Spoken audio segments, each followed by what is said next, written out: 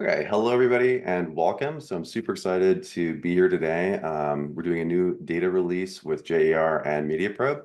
My name is Colin Campbell and I'm the editor-in-chief for the Journal of Advertising Research. And I'm super excited to be here today with two other people from Mediaprobe. We've got Pedro Moreira. He is the Chief Science Officer at Mediaprobe, and he's also an assistant researcher in the School of Psychology at the University of Minho in Portugal. And we also are joined as well too by Mariana Ramos, and she's a research and development engineer and a member of the innovation, data, and science team at Mediaprobe. So thank you so much, Mariana and Pedro, for being here today and working with us for this data release. So today I'm going to go through and give you a little bit of information just on what this looks like and how this process works. And then I'm going to turn it over to Pedro and Mariana to give you more information about Mediaprobe and the great data they've got, and also allow you to ask questions as well too about the data they've got and how they collect it. So we've got applications that are open up until October 14th, 2024. So please, take a look. You've got lots of time to think about ideas. And it's basically just by completing a very short Google form. The link is up on the Journal of Advertising Research.com. And basically, it's just a couple components. The first one is just confirming that you're an academic. This is only open to academics, not people who work in consulting.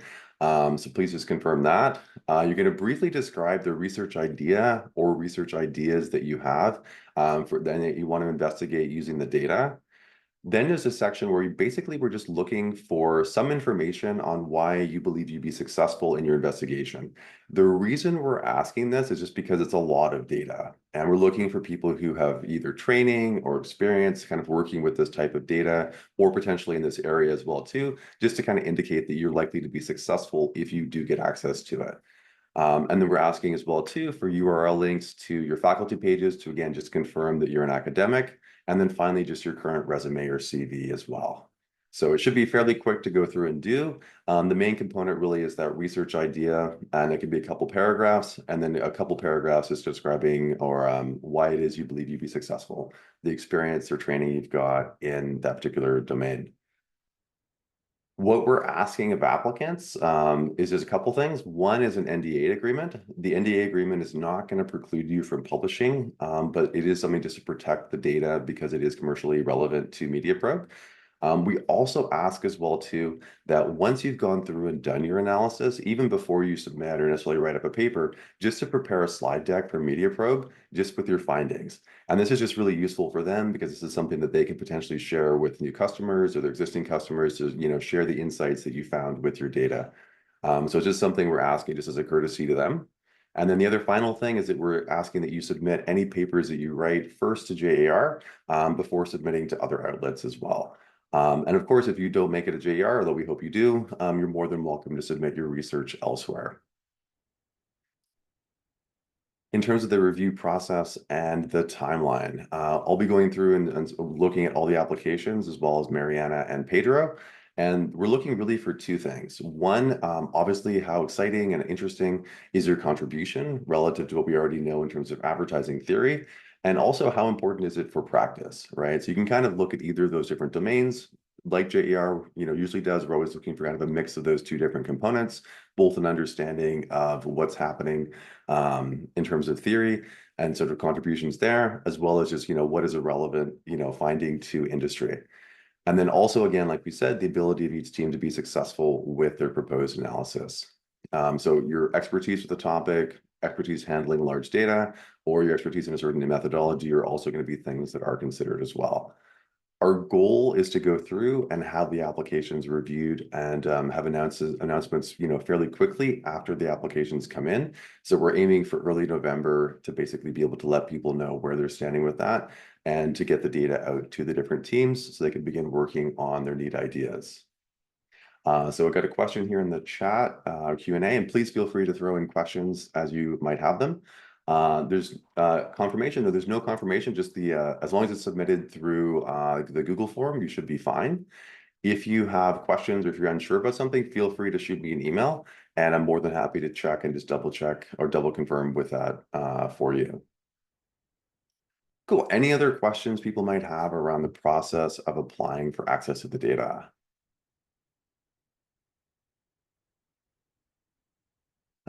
There is a sample data set that Pedro will be taking a quick look at later today as well. So great question as well, too. Cool. And we'll have time as well after Pedro and Mariana tell us a bit more about the data and what it looks like to go through and ask questions. But at this point, I'll turn it over to both of them to be able to tell us more about the dataset and MediaProbe.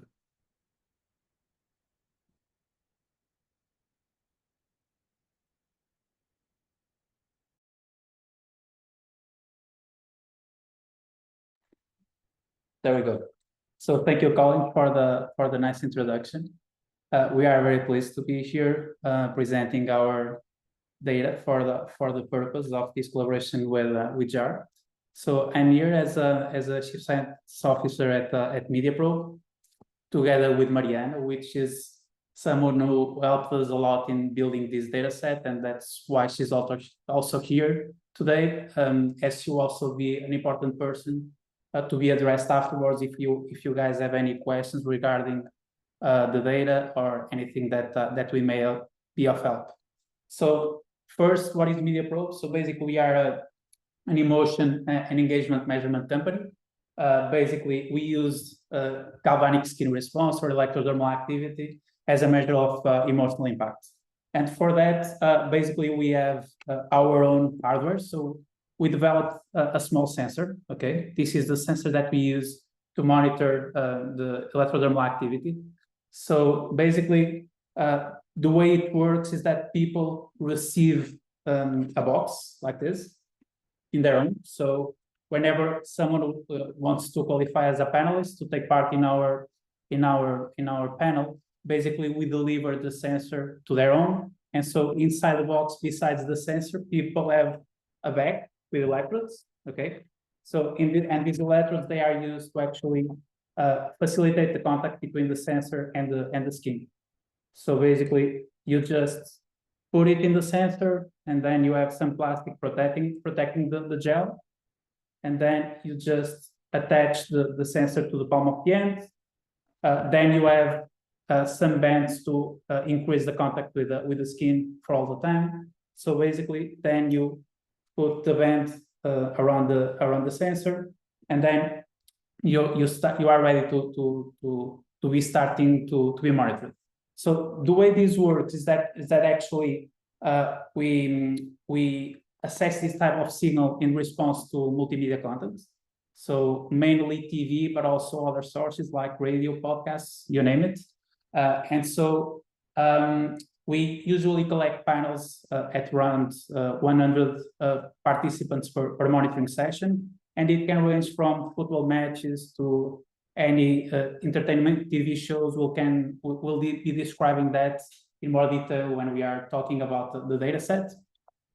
But basically, our approach is that we measure GSR as a proxy to emotional impact, and we have our own data set in which basically we are able to correlate the way that people react during the exhibition of commercial ads with the ability of recalling those same ads. So basically, we usually integrate not only the electrodermal activity as collected by the sensor, but also in explicit information that we collect via a mobile app, in which basically when people are watching, let's say, a football match, at any time they can press a button to state that they are liking or disliking the content, and they are completely free to do it. We don't ask questions at specific times. So let's say that I'm watching a football match right now, and my team is playing really well. I'm really enjoying it, so I can just press like. And so besides the continuous electrodermal activity being synchronized with the content, I also collect the explicit data that is collected through the mobile app. And after each monitoring session, we usually also have surveys in which we can ask questions specific related to the session. It can be about the most impactful moments that the people felt during the exhibition of the content. It can be something targeting more the commercial activity that was exhibited during the session, and you can ask people, "Oh, do you remember seeing any ads during the session? If so, please name all that brands." So free recall that we use collect, and so basically this plot here, this scatter, basically displays some research that we did with the integration of our data in basically merging the physiological data with the individual recall data that people report at the end of the survey. So basically, our solution complements other existing solutions in the market. So existing solutions besides MediaProbe allow you to understand how many people are watching the given content. You also can know who is watching, what type of person is watching, which are the sociodemographics or the psychographics of the people involved in the content. You may even know if people are looking at the content. But our approach is actually to understand how people are reacting to the content. And how people are reacting, we use the proxy of GSR as this measure of emotional activation, as I mentioned before. So basically, as this slide represents, you have basically three components in our monitoring sessions. The first is the sensor, as I showed you, which basically works as an implicit way of us to understand how people are reacting to the content. Then through the mobile app, people can display like or dislike buttons, whether they are enjoying or not enjoying the content. And then through the survey that we use to present at the end of the session, we can get more comprehensive insights by surveying people about more specific questions related to the session. So just for you guys to have an idea of how this looks like in practice. So this is just a basic screenshot of our platform. So what you have there is a representation of a Super Bowl match, for instance. And what you have in the top of this plot is basically an average emotional activation timeline. So this is basically the average of the GSR signal throughout the entire content. And at the bottom, it's basically a similar representation, but for the dial activity. So in the bottom, when you see positive values, that it means that more people are liking than disliking the content. When you have some negative spikes, you see that at this specific moment, there are people that are reacting negatively to the content, okay? We also have here a sample video just to represent you. This is another example of football match where you see this big increase of GSR at a certain point, and what the platform allows you to do is to understand which part of the content is being associated with that increase. And what we see in that case is that this is basically a goal. Okay, so the platform allows you to have quick insights by looking at increases or variations in the GSR signal, and to actually understand what in the content is driving that variation. Just going back again, just to show you the same that we have for the dial activity. So you see that around the same point where you have the spike in the psychophysiological activity, we also have a spike in terms of the dial responses, meaning that people are actually saying that they actually are enjoying this part of the content. Okay. Then we also have something in addition, which basically after a session is processed and you have the video available in the dashboard, what we usually do is actually we go to the dashboard and we tag what is relevant in the content. Here you are seeing an example of commercial activity. So basically what we do is we go to a specific part of the video, we identify there is a commercial header, and basically we time in and time out this ad, and you will write the characteristics of this commercial header. And then what the platform returns to you is basically, let me just go back again to here, are these EIS and dial values. And what these represents is basically the variation of the emotional impact score, which is the metric that we derive from the GSR. And that's the average value of the EIS in response to this commercial ad, for instance, okay? And the same applies for the dial activity, okay? In this case, for instance, you have a dial of 0.33, which means that is a positive value, which also states that you have more people enjoying this moment than not enjoying it, okay? So yeah, in terms of the platform, that's basically it. we also point to some important references to our metric itself. So the emotional impact score is actually based on the phasic component of the GSR. For those of you who may be into the literature of the galvanic skin response, Colin,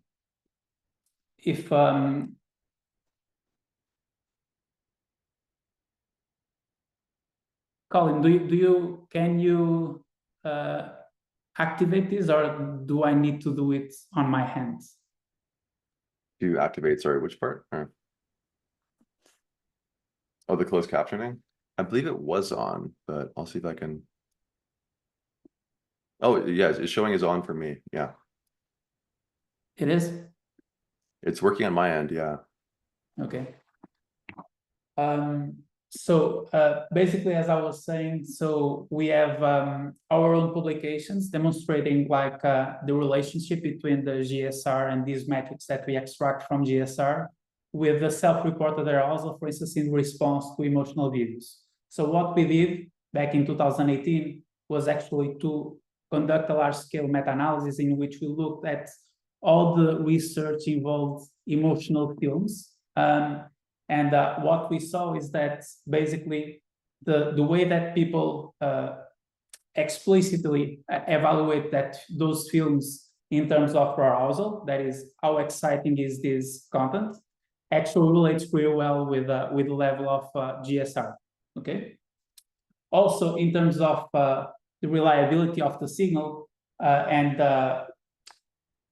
we have demonstrated that when we actually extract the value of the impact for each commercial ad, and when we conduct a split sample analysis, what we can observe is that actually we have a great convergence of the samples in telling you what are the high-performing ads and low-performing ads.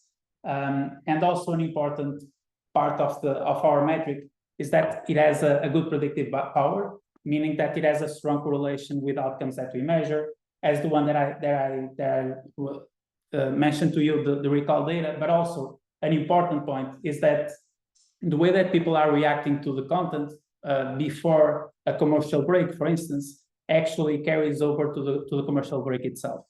So what this shows you is that how you are emotionally engaged with the content is actually a very important predictor of how you are going to respond to the commercial activity that you are going to be exposed afterwards.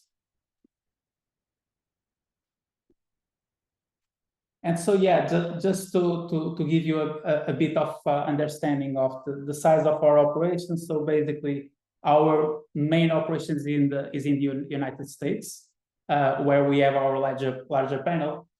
We also have panels in Portugal, UK, and Germany and France, even though those that are more active are the ones in Portugal and UK besides the US.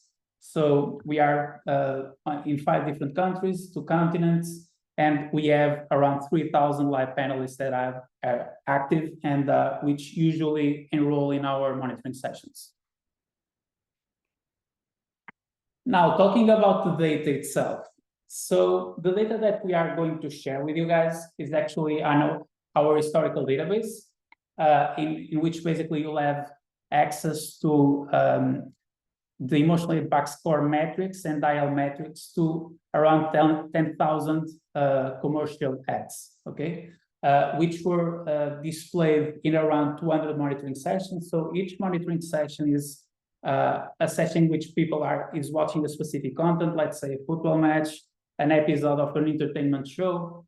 And in the specific database that we are sharing with you guys, basically you'll see that around 50% of it is pertaining to sports events, including data from the World Cup, European Champions League, and also domestic league, including Portuguese competitions, also in the UK, basketball, NFL, and rugby. We also have information around unscripted content, and this can range from news, reality shows, music competition shows, among others, and also scripted content, which can be essentially TV shows, like with different genres such as crime, drama, and comedy. So going deeper in the type of data that we are sharing with you, It's basically the phasic data, which is, like I said before, it's one of the components that we extract from the electrodermal activity or the GSR. And so what we'll share with you guys is basically the average panel response at the second-by-second level. So each second you'll have a different emotional impact score, okay? And you'll have these data available not only for the commercial ads, but for the entire monitoring session in which those ads were inserted, okay? And besides, you'll also have the declarative data, as I was saying. So the like versus dislike, the dial activity, in which again, you'll have the second-by-second data for the entire monitoring session as well. On top of that, we are also sharing with you guys, for those who are more familiar with let's say, more targeted to handle this complex data set. We'll also be sharing with you guys audio recordings so that you can be willing to analyze, I would say, let's say, physical properties from the sound or speech to text, you name it, just for you to have an idea of the type of approaches that you can follow with this data set. So I'll go briefly with the structure of the data, even though I'm getting in I'm going to show you some examples in a spreadsheet. But basically, we have three sources of data: the timeline metadata, which has the full timeline for a monitoring session; the ads metadata, which basically tells you this is the brand that was displayed in this specific session from time X to time Y. And also you'll have the session metadata, which basically tells you what is this session about. Is this a football match? Was it broadcasted in UK, in US? But I'll show you with more clear examples later on. So in terms of the components of the data set, the timeline metadata will have information about the timestamp, the session itself, which will be an incremental number, the phasic value, which again is the phasic component that we extract from the electrodermal activity, and the ARS mean, which is basically the dial information, which is the combination of the declarative responses, positive and negative responses. Then we'll have the ads metadata, which again will have information about which is the session that this metadata is pertaining to, the time in and time out for that commercial ad, what is the brand, what is the category, and what is the phasic and ARS average values, okay? So in this specific sheet, you all already have aggregated the data for the entire ad, even though if you want to compute different metrics, given that in the previous data set, you'll have access to the second-by-second data. If you think that you can compute different metrics than the average, you'll also be good to go, okay? Finally, as I was saying, we also have information regarding the session itself, which again has the identification of the session by an incremental number. Then it refers which is the country in which that session was exhibited, what is the channel or the network. Then we call the format to name whether this was a sports event, whether this is an scripted or a scripted event, the genre, if it applies, the subgenre, and the program name itself, okay? So for instance, you may have an example here about the name of the show, which is the Portugal versus Ghana for the World Cup 2022. Then you'll have some information regarding the sample demographics, which will tell you basically what was the average age for the participants who took part in that session. And then you also have a percentage of the panelists in different age ranges, from 18 to 34, 35 to 64, 65 plus. And also you'll have the percentage of males, females, and non-binary panelists involved in those sessions. So just to finish, these are just some of the logos that we have been working with over the recent years in Portugal, in the UK and the US mainly. And we are also represented in different societies, the VAV, the ARF, among others. And yeah, so we are sharing here our emails that you can use to contact us if you have any further questions that may not be replied during this webinar. You'll have my email, pedro.moreira@mediaprobe.com and mariana.ramos@mediaprobe.com. I should finish by now. Thank you.